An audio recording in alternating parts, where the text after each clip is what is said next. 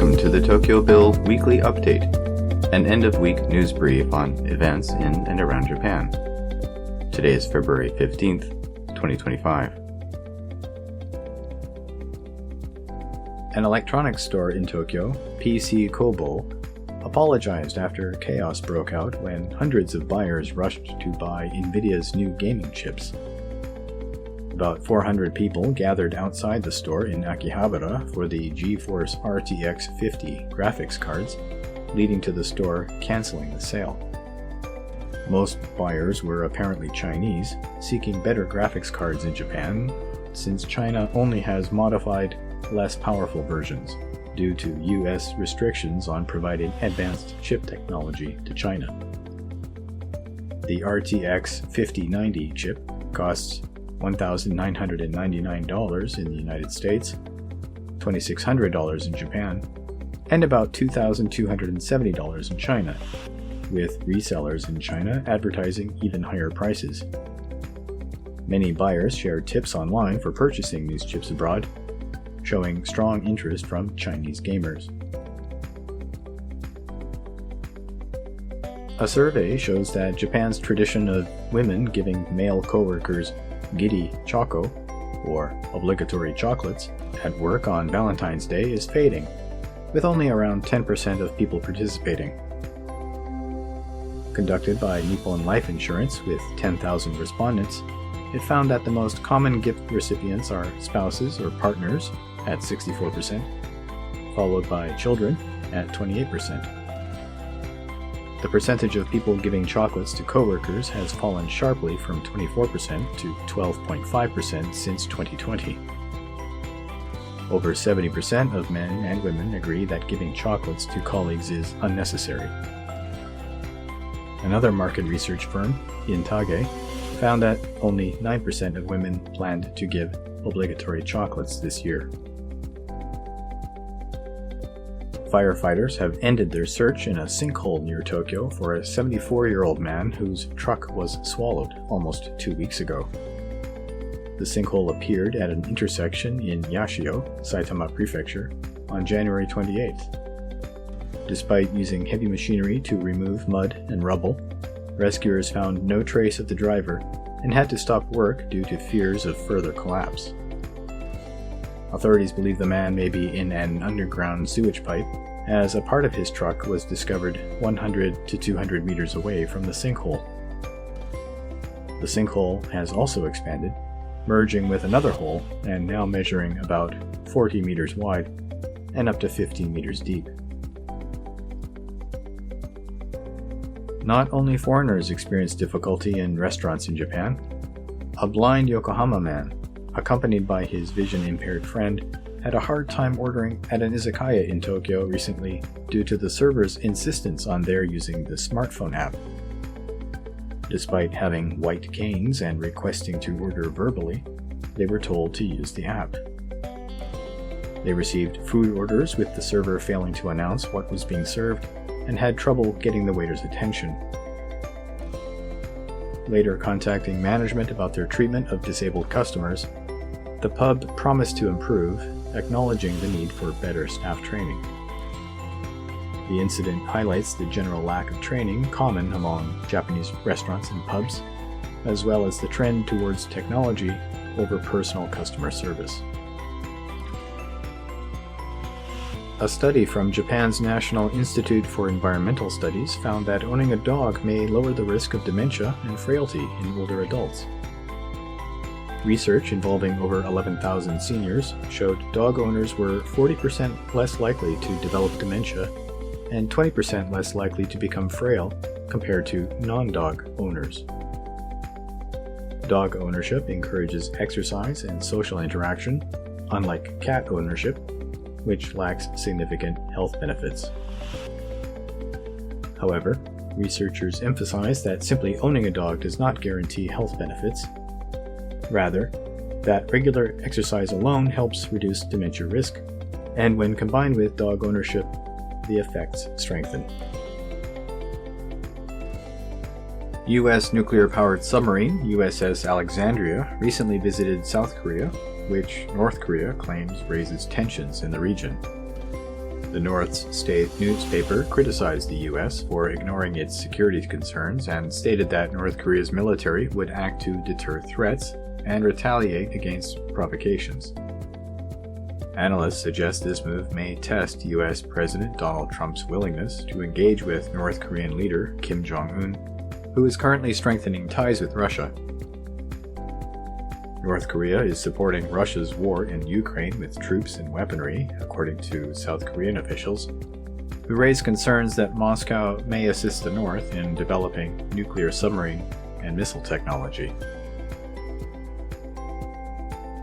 In sumo news, former Ozeki Takayasu won the one-day Japan Grand Sumo Tournament held on Sunday, defeating newly ranked Yokozuna Hoshoryu in the quarterfinals and Sekiwake Wakamotoharu in the final. This victory marked Takayasu's third win in this tournament. He expressed his happiness at beating Hoshoryu, referring to him as the man of the moment. Takayasu was cheered on by his family, including his wife, singer Konomi Mori. Approaching his 35th birthday, he is focused on preparing for his first 15-day title in the upcoming Spring Grand Sumo Tournament, starting on March 9th. Ramen shops in Japan are under pressure, but ramen remains a favorite fast food. A report shows Yamagata City leads in ramen consumption for the third year, averaging 22,000 yen, about $145, per household annually, far exceeding runner-up Niigata at 6,100 yen, or $40. Yamagata promotes itself as the holy land of ramen. Hamamatsu City is first for gyoza and grilled eel consumption, with households spending 4,000 yen, or $26, on gyoza annually. Despite the love for ramen across the country, many shops have faced bankruptcy, struggling with costs while trying to keep prices around 1,000 yen per bowl. Some establishments have responded by offering higher-priced, premium options. In fiscal 2024, the percentage of children with tooth cavities in Japan reached a record low, as reported by a health ministry survey. The cavity rates were 21% in kindergartens, 33% in elementary schools, 26.5% in junior high schools, and 35% in high schools, marking the lowest levels since the survey began in 1948. The survey included approximately 3 million children from April to June 2024. However, children's vision is worsening, with 37% at elementary schools, 61% at junior high schools, and 71% at high schools, all being the highest recorded rates, disallowing the survey period from fiscal 2020 to fiscal 2023, which used different survey dates. SoftBank CEO Masayoshi Son announced a partnership with OpenAI to create a joint venture called SB OpenAI Japan, aimed at promoting AI services for businesses. This 50-50 venture will harness data from client companies to provide better management solutions, with plans to expand AI use into government and sectors like healthcare and education. After meeting with Japanese Prime Minister Shigeru Ishiba, Son emphasized collaboration on AI with the US, while OpenAI's Sam Altman expressed hopes for advanced AI in Japan. SoftBank plans to invest around $3 billion annually and assign about 1,000 employees to the venture, which also includes establishing data centers in Japan for AI projects. Nara Prefecture is thinking about putting trash bins back in Nara Park to address littering and protect the deer. A pilot program has started to test the impact of reintroducing bins, removed in the late 1980s to stop deer from digging through the waste. Recently, officials have reconsidered trash bins as deer have been seen eating discarded trash, many found dead with plastic in their stomachs. In January, the prefecture placed trash bins in 2 locations to determine any impact on littering. Authorities aim to understand the types of waste being discarded as tourism increases. The government of Japan will release up to 210,000 tons of its rice reserves to help control rising prices due to high demand. The first release of 150,000 tons will be given to wholesalers in mid-March, available in stores by late March to early April. This rice primarily comes from last year's harvest. In December, rice prices increased by 65% compared to the previous year, the highest increase since 1971. Factors such as poor harvests, increased tourism, and consumer panic over earthquake warnings contributed to this shortage. The government aims to stabilize prices by selling this rice under conditions that allow for a buyback within a year. A 41-year-old South Korean man admitted in court on Thursday to smuggling over 500 million yen worth of gold at sea. He was part of a group of 13 South Koreans and Japanese arrested for violating the customs law by smuggling about 40 kilograms of gold bullion between Busan and Osaka using cruise ships. In his first court hearing, he confessed to participating in the smuggling about 20 times. He testified the group threw a case containing the gold into the sea, which was later retrieved and brought to shore, avoiding taxes estimated to be around 50 million yen. The man was allegedly paid as a lookout for Coast Guard ships during these operations. Japan's Foreign Minister Takeshi Iwaya stated that embassies will improve efforts to protect Japanese citizens abroad after the death of a woman in Hungary who had sought help for domestic violence. The 43-year-old woman was found dead in her Budapest home, and her former husband, an Irish national, arrested on murder charges.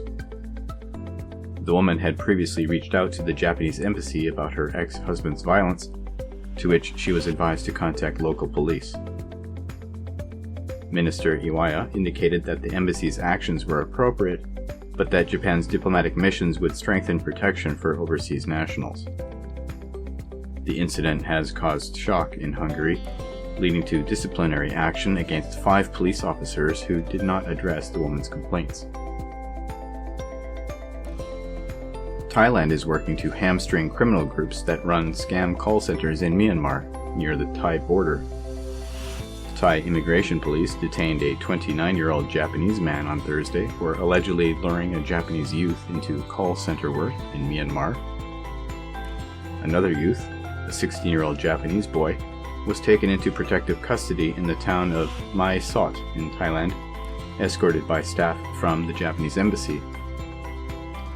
It is believed that more Japanese people may still be trapped in scam operations, the Thai army commander in Mae Sot noting arrests of 4 Japanese last week for suspected involvement.